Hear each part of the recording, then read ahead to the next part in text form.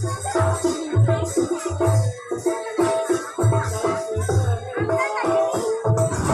Friends, happy Janmashtami সবাইকে। তো দেখো আমরা যে রাতের বেলা এখন আমরা এসছি মন্দিরে দেখতে। এই দেখো এখন বাজছে 12টা, আর এখন তো কৃষ্ণ জন্ম হবে। তো আমরা দেখো বাইরের জায়গাটাতে এসেছিলাম, তো বাইরের জায়গাটা দেখো কি সুন্দর করে সাজিয়েছে।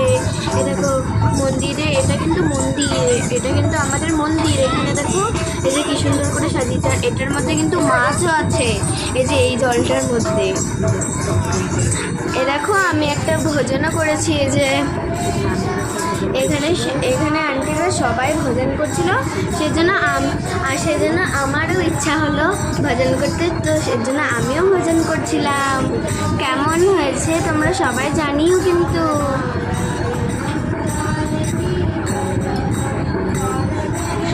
দেখো মন্দিরে কতজন সবাই এসছে, মিনস অনেক লোকেরা এসছে।